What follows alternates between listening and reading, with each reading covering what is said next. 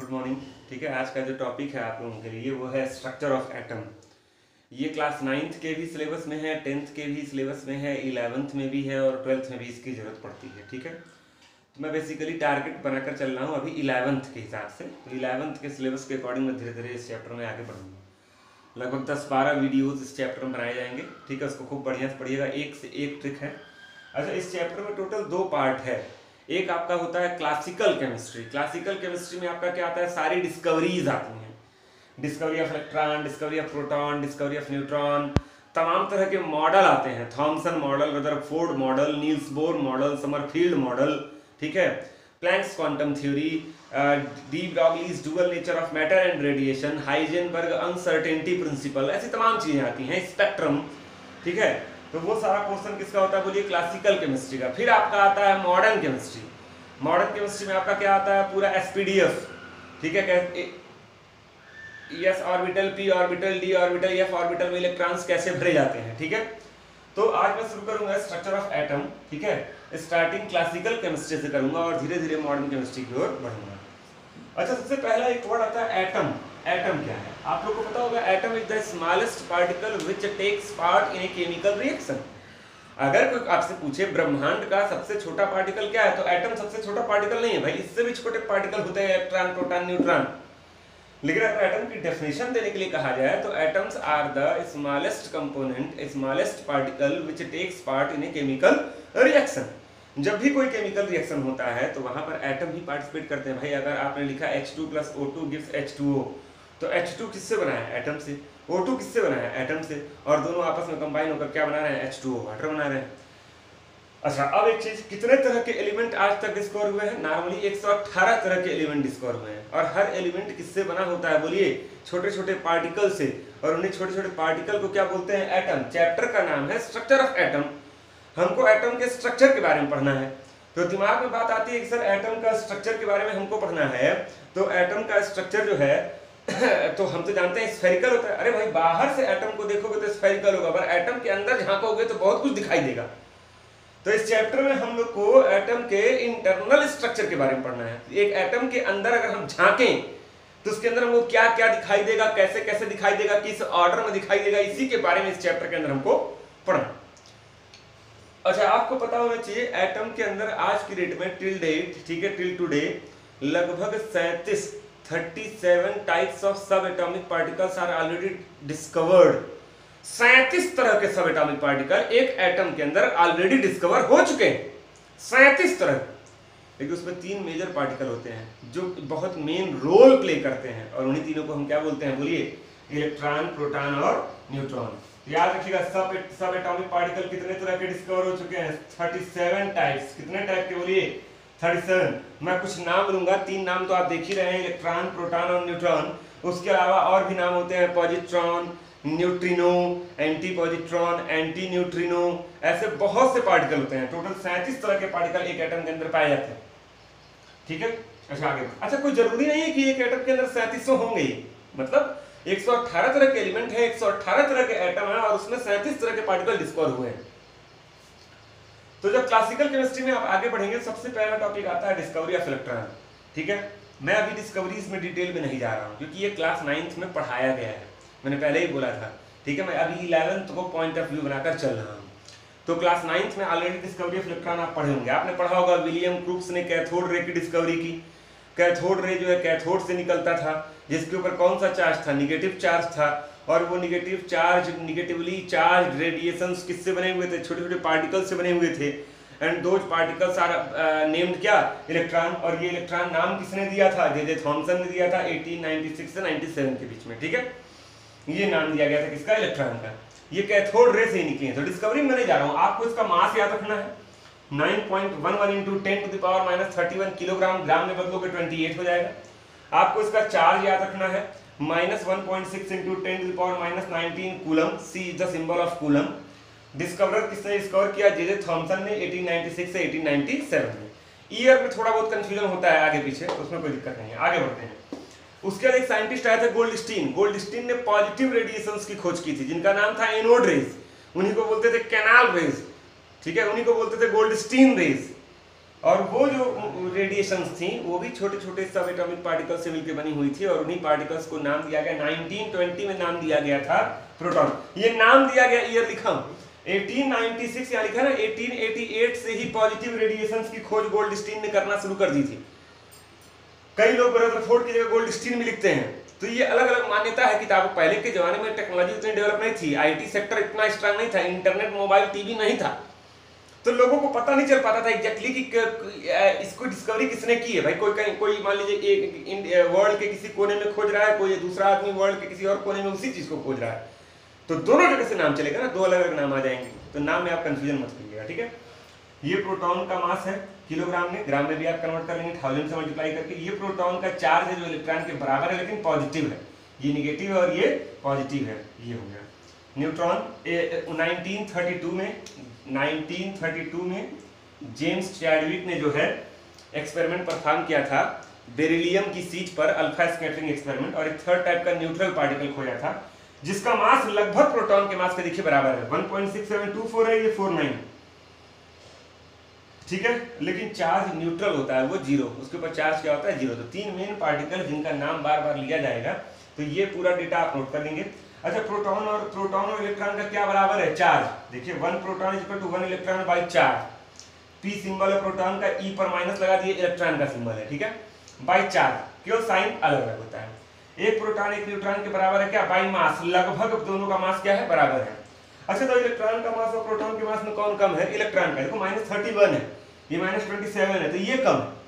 जब आप प्रोटॉन के मास में इलेक्ट्रॉन के मास से डिवाइड करेंगे तो आएगा 1837, मतलब एक अकेला प्रोटॉन 1837 इलेक्ट्रॉन के मास के क्या है, बराबर। यानी proton and neutron much more heavier than electron. लेकिन ये तीनों का मास बहुत कम है, तीनों पाए तो एटम के अंदर पाए जाते हैं।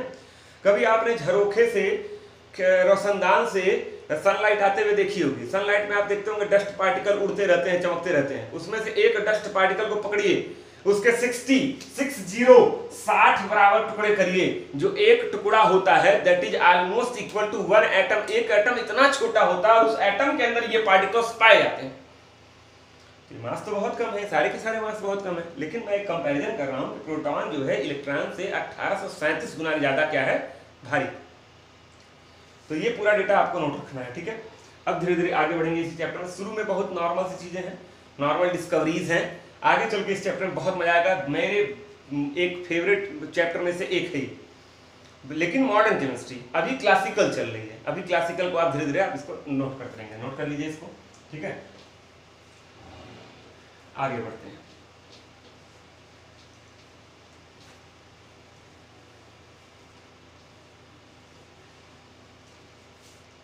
आगे आपका आता है मॉडल्स। क्या आते हैं, models on the atom, models on the atom.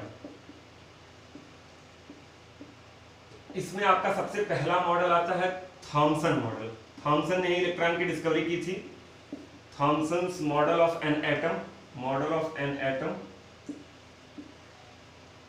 Thomson's model of an atom. इन्होंने, थॉमसन ने जो है सबसे पहला मॉडल किसके ऊपर दिया था, एटम के ऊपर दिया था, ठीक है। इनका मॉडल गलत था, ठीक है, आपको बता दें। इसी मॉडल के बाद इनको नोबेल प्राइज भी दिया गया था। इस गलत मॉडल के लिए नहीं दिया गया था, ये अपने जीवन में बहुत कुछ खोजे थे, वो सारी उपलब्धियों को कलेक्टिवली मानकर इनको नोबेल प्राइज दिया गया था। लेकिन ठीक है, इन्होंने सबसे पहला मॉडल एटम के ऊपर दिया था, जो कि गलत था। इन्होंने क्या कहा था, एक एटम का कंपैरिजन किससे किया था, एक तरबूजे से किया था। इन्होंने कहा था atom is just like a watermelon. जिस तरह तरबूजा होता है, सपोज दैट कि ये एक एटम है, हर तरबूजे के अंदर आप देखते होंगे जगह जगह ब्लैक सीड्स होते हैं, ब्लैक सीड्स। इन्हीं ब्लैक सीड्स को इन्होंने क्या नाम दिया था, निगेटिव इलेक्ट्रॉन। बोलिए क्या नाम दिया था, निगेटिव इलेक्ट्रॉन्स। मॉडल का मतलब अंदर के स्ट्रक्चर को समझाने की कोशिश करना।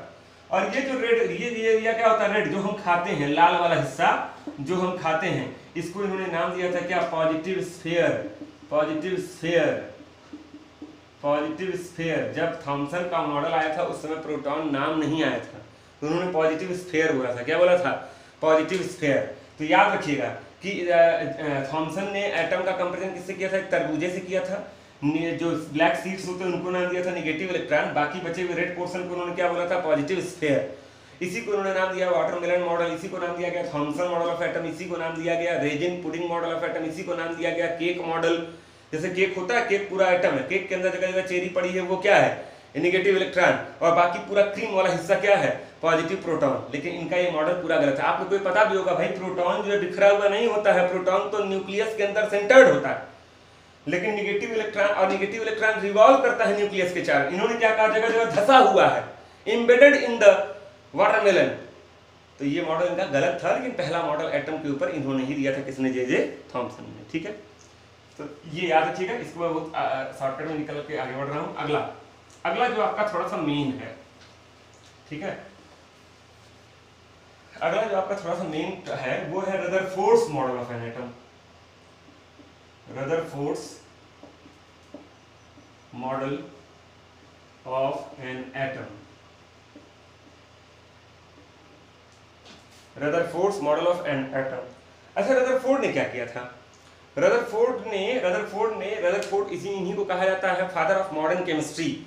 मॉडर्न केमिस्ट्री का फादर अगर किसी को कहा जाता है तो वो कौन है, बोले कौन है? रदरफोर्ड है। रदरफोर्ड को ही कहा जाता है फादर ऑफ मॉडर्न केमिस्ट्री। इन्होंने ये डिस्कवरी की थी न्यूक्लियस की, इन्होंने ये डिस्कवरी की थी किसकी, प्रोटॉन की। नाम इन्होंने ही दिया था, ठीक है। तो रदरफोर्ड्स मॉडल ऑफ एटम, इन्होंने क्या किया, एक थिन गोल्ड फॉइल लिया। बोले क्या लिया? Thin gold foil. अब कई लोग सोच रहे हैं क्यों गोल्ड का ही फॉइल लिया। आप लोग पढ़े होंगे, क्लास 10th में पढ़े होंगे, क्लास 9th में पढ़े होंगे, gold is the most malleable metal. Gold malleable होता है, उसकी पीट कर, हैमर से पीट कर उसकी बहुत पतली थिन शीट बनाई जा सकती है। अच्छा, किसी भी चीज को जितना पतला आप बनाएंगे उसके अंदर एक एटम होने के, एक लेयर में एक एटम होने के चांसेस ज्यादा हैं। भाई अगर कोई चीज मोटी है, मतलब एक एटम यहाँ भी होगा, एक एटम इसके पीछे भी होगा, उसके पीछे भी होगा, उसके पीछे भी होगा। अगर कोई चीज आप पेनिट्रेट करवाएंगे तो कई एटम को छेद करके जाना पड़ेगा। लेकिन जब आप पतली शीट लेंगे तो एक एटम होगा, उसके पीछे एक और एटम होने के चांसेस क्या होंगे, कम होंगे। तो इन्होंने क्या किया, एक थिन गोल्ड फॉइल लिया, थिन गोल्ड फॉइल, बहुत पतली गोल्ड की फॉइल लिया, और उसके ऊपर ये देखिए उन्होंने थिन गोल्ड फॉइल लिया। थिन गोल्ड फॉइल के अंदर क्या होगा, एटम। क्या होगा, एटम। तो लेट अस सपोज दैट ये एटम, और थिन गोल्ड फॉइल के अंदर वाला एटम है, थिन गोल्ड फॉइल के अंदर वाला एटम। और उन्होंने कुछ दूरी से उसके ऊपर अल्फा रेडिएशंस की बम्बार्डिंग की। किसकी बम्बार्डिंग की, बोलिए? Alpha radiation. जब अल्फा रेडिएशंस की उन्होंने बम्बार्डिंग की तो उन्होंने क्या पाया कि maximum radiations without any deviation आर पार हो गए। देखिए, maximum radiations without any deviations, ये अल्फा रेडिएशंस है। क्या है, बोलिए? Alpha radiations. और अल्फा रेडिएशंस किससे बने होते हैं?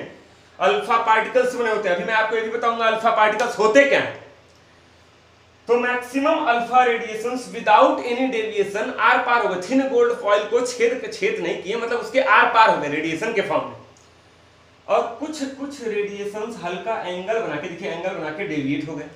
और 10,000 में, लगभग 10,000 में एक आध रेडिएशन ऐसे थे जैसे गए वैसे ही वापस आ गए। आप बताइए इससे क्या कंक्लूजन निकलता है? इससे कंक्लूजन निकलता है कि एटम के सेंटर में कुछ है।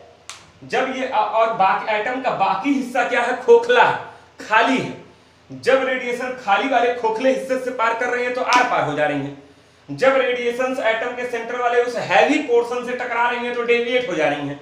और जब उसके एकदम बीचों बीच टकरा रही हैं तो वापस आ जा रही हैं, 180 डिग्री का एंगल बना के वापस आ जा रही हैं। तो उन्होंने तीन काम किए। पहला काम क्या किया, एक्सपेरिमेंट। अगर कोई पूछे एक्सपेरिमेंट क्या किया, तो alpha scattering experiment on the thin gold foil. दूसरा ऑब्जर्वेशन, क्या ऑब्जर्व किया कि most of the alpha radiations, 99% alpha radiation without any deviation, ठीक है, मूव। अच्छा, some alpha radiations deviated through some angles, and almost one alpha radiation out of 10,000 to 20,000 reflected back by 180 degree। ये उन्होंने observe किया, ये उन्होंने देखा। अब इससे उन्होंने क्या कंक्लूजन निकाला? तो पहला एक्सपेरिमेंट, दूसरा ऑब्जर्वेशन, तीसरा कंक्लूजन। भाई कोई काम आप करते हैं, फिर देखते हैं मेरे करने से हुआ क्या, फिर आप सोचते हैं गलत हुआ कि सही हुआ। तो अब उन्होंने कंक्लूजन क्या निकाला कि एटम के अंदर अधिकांश हिस्सा क्या है, खोखला है। एटम के सेंटर में कोई चीज है जो बहुत हैवी है, और उसी हैवी चीज को उन्होंने नाम दिया क्या, न्यूक्लियस। सेंटर में है तो क्या नाम दिया, न्यूक्लियस। अच्छा था, यहाँ तो अल्फा पार्टिकल्स के ऊपर +2 चार्ज होता है। कितना चार्ज होता है, +2। अल्फा रेडिएशंस पॉजिटिव रेडिएशन होती हैं। अच्छा, पॉजिटिव पार्टिकल जा रहा है फिर वापस आ जा रहा है, मतलब सेंटर में कोई ना कोई पॉजिटिव चार्ज है। और जब रदरफोर्ड का मॉडल आया था ना, तो उस समय न्यूट्रॉन की डिस्कवरी हुई ही नहीं थी। उस समय केवल 2 ही डिस्कवरी हुई थी, इलेक्ट्रॉन की और प्रोटॉन की। तो उन्होंने क्या कहा कि ओहो, पॉजिटिव रेडिएशन जा रहा है वापस आ जा रहा है, मतलब इस न्यूक्लियस के अंदर पक्का प्रोटॉन है। क्या है बोलिए? प्रोटॉन। मतलब थॉमसन ने कहा था प्रोटॉन पूरे एटम में बिखरा है, रदरफोर्ड ने बताया कि तुम गलत हो भैया, प्रोटॉन पूरे एटम में बिखरा नहीं है, वो तो एटम के सेंटर में है, वो बिखरा हुआ नहीं है। अगर बिखरा हुआ होता तो कोई अल्फा रेडिएशन सीधे जा ही नहीं पाता, सब मुड़ जाते, दन दन दन दन सब मुड़ जाते। मतलब थॉमसन का मॉडल क्या हो गया? फेल हो गया। सारे के सारे पॉजिटिव प्रोटॉन एटम के सेंटर में होते हैं, एक ही जगह बंधे हुए होते हैं, धंसे हुए होते हैं, और उसी पोर्शन को उन्होंने क्या नाम दिया? न्यूक्लियस। लोगों ने पूछा इलेक्ट्रॉन कहाँ? क्या है जो बाकी खाली हिस्सा है उसमें इलेक्ट्रॉन है, उसमें इलेक्ट्रॉन रिवॉल्व कर रहा है अपना आराम से। ठीक है, तो अब देखिए बाद में जब न्यूट्रॉन की डिस्कवरी हुई तो रदरफोर्ड के सम्मान में और क्या एक्सपेरिमेंट भी किया गया और ये पाया गया कि न्यूट्रॉन भी इसी के अंदर होता है। किसके अंदर होता है? न्यूक्लियस के अंदर। तो nucleus consist of neutron and proton both. याद रदरफोर्ड ने केवल प्रोटॉन बोला था, न्यूट्रॉन बाद में ऐड किया गया था। ठीक है, न्यूट्रॉन बाद में ऐड किया गया था। तो ये पूरा आपका रदरफोर्ड का मॉडल था। ठीक है, अब रदरफोर्ड के मॉडल के आने के बाद एटम स्फेरिकल होता है, एटम के सेंटर में न्यूक्लियस होता है, न्यूक्लियस में प्रोटॉन और न्यूट्रॉन होते हैं, न्यूक्लियस के बाहर का हिस्सा खोखला होता है, खोखले हिस्से में इलेक्ट्रॉन रिवॉल्व करता है। अब इसके बाद रदरफोर्ड के मॉडल में कुछ ड्रॉबैक रह गए।